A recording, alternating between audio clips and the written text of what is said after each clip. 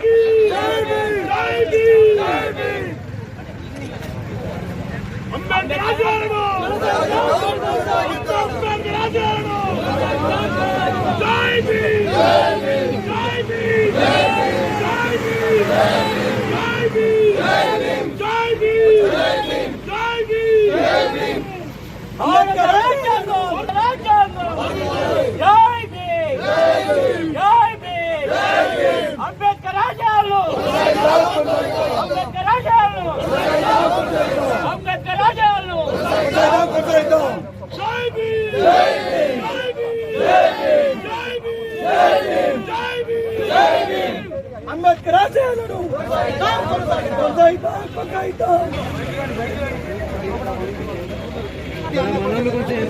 మీరు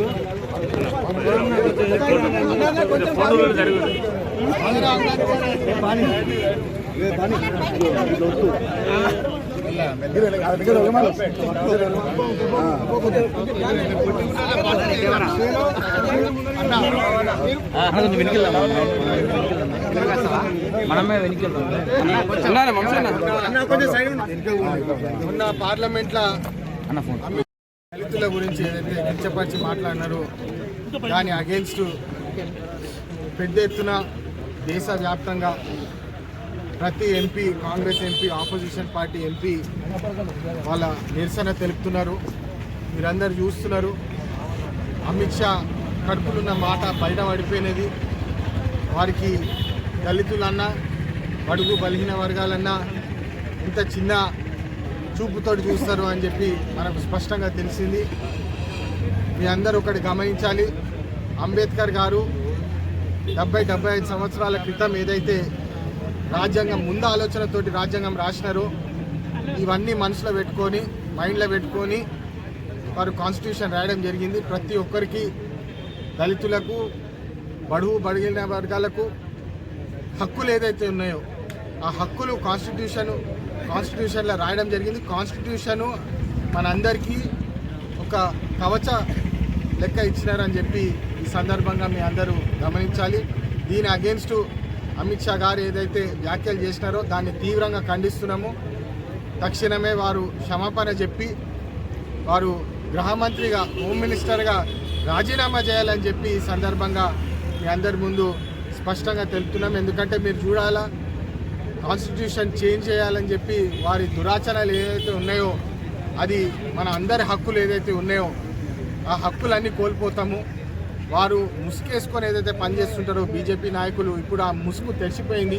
వాళ్ళ కడుపులున్న బాధ, మంట ఏదైతే దళితుల మీద ఏదైతే కోపం ఉన్నదో అది బయటపడిపోయిందని చెప్పి ఈ సందర్భంగా మీ అందరూ గమనించాలని చెప్పి నా విజ్ఞప్తి. నిజం ఏందో తెలుసుకోండి. అంబేద్కర్ గారు దళితులకు, బడుగు బలిగిన వర్గాలకే కాకుండా అందరికీ ఆర్బీఐ ఫౌండర్ లాగా కూడా చాలా తక్కువ మందికి తెలుసు. కానీ రిజర్వ్ బ్యాంక్ ఆఫ్ ఇండియా ఏదైతే మనం ఈరోజు అందరము ఇండియాలో ఫైనాన్స్ సిస్టమ్ ఏదైతే మాట్లాడుకుంటామో దాన్ని కూడా అంబేద్కర్ గారే ఫస్ట్ స్టార్ట్ చేసింది భారతదేశంలో అని చెప్పి ఈ సందర్భంగా తెలియజేస్తున్నాము. అదేవిధంగా ఇరిగేషన్ డిపార్ట్మెంట్లో కూడా అంబేద్కర్ గారు ఎన్నో ఇన్పుట్స్ ఇచ్చినారు.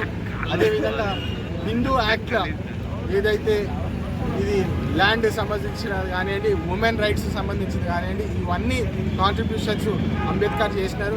ఇంత పెద్ద వ్యక్తిని పట్టుకొని వారు ఇంత చిన్న చూపుతోటి చూడడము చాలా బాధాకరము.